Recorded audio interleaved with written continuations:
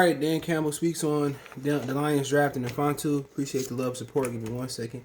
We're ready. Let's get to it, man. Make sure you guys hit that subscribe button, bell icon button, share the video. And basically he said that he didn't think Ifeatu would be there. Where they got him, I think he went in the third round. He said he didn't think he would be there. Basically, they got a steal. You know, so Dan Campbell was shocked Ifeatu was there in the third round. Make sure I mute the audio. He said Dan Campbell was shocked Ifeatu, can't pronounce it, Melifonwu was available in the third round.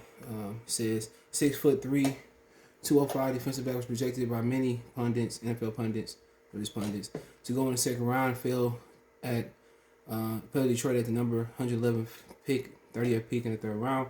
Syracuse product finished with 88 total tackles, 26 pass defenses, including 3 interceptions in 29 college games. Additionally, in his third and final season with the Orange in 2020, Ifeatu, so he didn't play. He played last year. Ifeatu recorded 55 total tackles, 3 tackles for loss, and 1 sack and an interception, and 9 pass breakups in 11 games. Lions head coach Dan Campbell was ecstatic and shocked to be able to get the big body corner where the organization did in the final round of day 2 of the draft.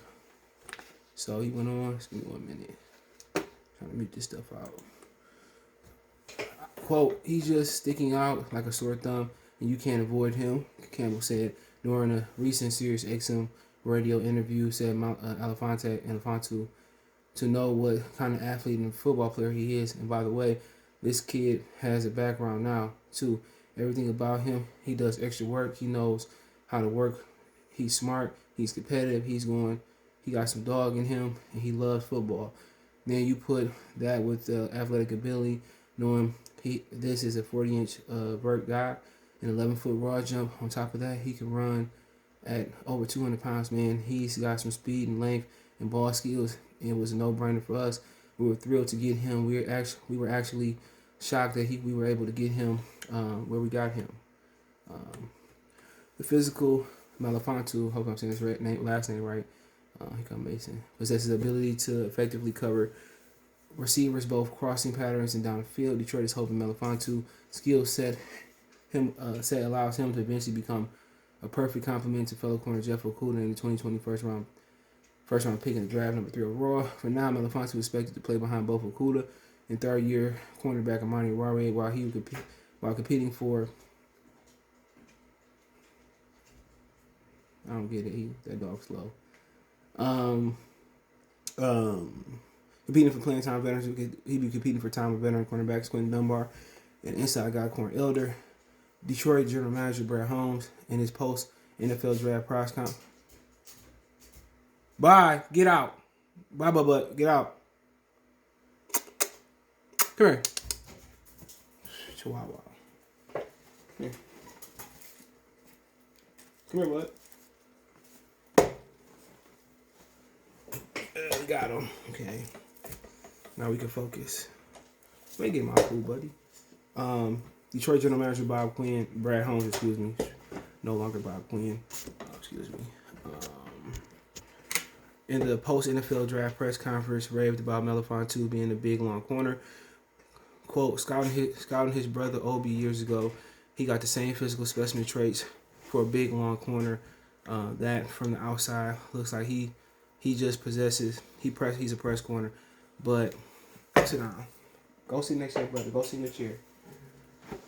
Sorry, y'all, man. But see, I'm going to read it over in. Bye. Go find your brother. Scouting his brother Obi years ago, he got some of the same physical specimen traits for a big, long corner that from the outside looks like he's just a press corner, but he's actually not. Holmes said how if he grew on me in the process is his ability to actually play in off coverage and actually be able to maneuver, show quickness in the short area in the zone and off coverage, which usually guys that long and that big aren't able to do. Melifonwu believes his size and athleticism will be an asset for him in the NFL.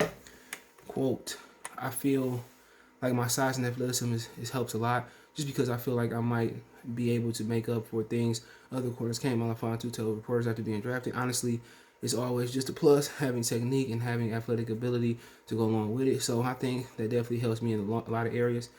So, like I said before, it was a good pick. Do you want to get caged, bro? This dog gonna get caged. But I mean, I think it was a great pick for them. You know, guy that's athletic, long, play off coverage and like press coverage. Maybe even they said something he could play a little bit inside and back up corner over and nickel back. So that's great, man. That they raving about players they got, and you know, Aurier was a guy that dropped in the draft. People forget that, man, and we was lucky to get him. And think about it, he probably would have been a Pro Bowler last year had he played his rookie year. You know, easy. He would have been an easy Pro Bowler. He was drafted in the 6'2", long. That's kind of where the NFL going at. He was drafted in the 5th round. So the Lions, you know, through 2 regimes got lucky. You're lucky to get Aurier in the 5th round, and you know, I think going into the process, they thought that Jeff Okudah or Aurier could step up and be a number 1 receiver, a number 1 corner, and they was right. Aurier is a number 1 corner, and them getting rid of Darius Slay, they showed that they knew what they was doing. You know what I'm saying? So now you got 2 corners. If Jeff Okudah don't work out, now you got Infante can step in there. Aurier don't work out, you got, you know, Infante can step up. But, you know, being long and strong and athletic, that's, you know, really Seattle started that. Seattle was the first team I seen went out there with 6'2", 6'3", 6'4" cornerbacks. Brandon Browner, Richard Sherman, and now, and see, I don't know how long Brandon Browner, and this was like in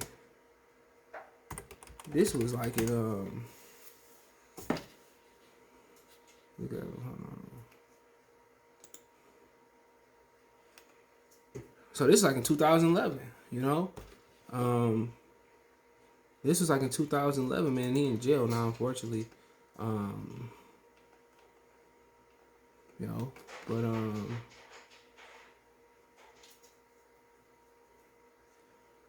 but Richard Sherman, you see, he got there around the same time. And Seattle started them really, really big cornerback. Even Richard Sherman 6'3", another guy from March. He got drafted. He was drafted late too, 5th round. So NFL showing ability, and kind of Mark Mayhew, who's a DB in this league, he didn't really believe drafting corners early. Look, guys that got drafted in the 5th round in free agency, he's been a lot of good corners in the year in the league. And Seattle got 2 really big corners. I mean, he had a big, strong safety in Cam Chancellor, and now it's just to the point now. But now, like, what? Richard Sherman got there 2011, so now you're talking about 10 years later, that's the norm. You know, they look at a corner 5'11", 5'10", 5'9", and say, you got to go on the inside, you're too small. And also, with the evolution of cornerbacks receivers. You got Calvin Johnson running 4'3" at 6'5", 220, 230, 230 pounds. The Julio Jones, 6'3", 3.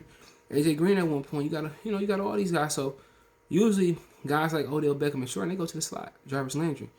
Odell got enough athleticism to go on the outside, but with those big receivers, they don't last long because they get beat up. All them limbs and all that type of stuff, man. So it's to the point where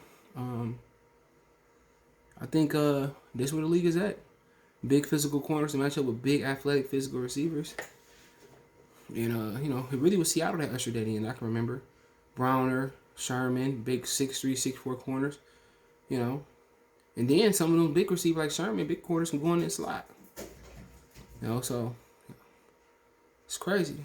But yeah, Infante, Melifonwu, whatever, Infante, you know, he gonna get a chance to learn.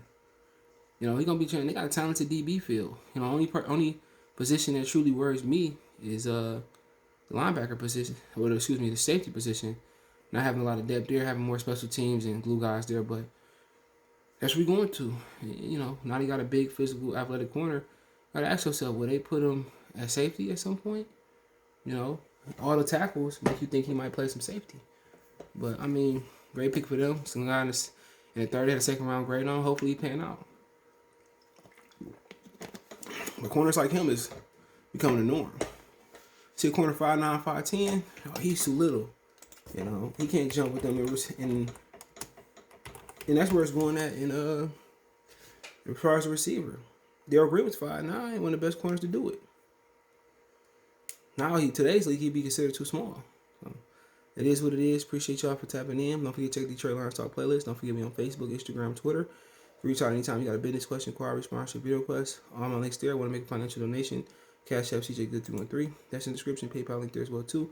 Best way to donate. Share video. Let me know what you think in the comment section. One time. Peace. All right, all my Detroit Piston fans and all my Detroit fans, all my Motor City Sports Talk fans, make sure you guys go check out Piston Mike. We got him over 100 followers. So make sure you check him out. Everything Pistons, man. He gonna hold it down and do his thing just strictly on the Pistons thing. You know, I got the Lions and Pistons, but man, we always trying to help people get their channel up. Let's get them to 200 next, 300 next, 400 next, 500 next, and let's get them all the way to a rack so you can start making that bag. Appreciate you guys. Make sure you go over to Piston Mike as you see it on the screen. Let's get them to 200, then 300, then 400, then 500, and the whole shebang. Peace.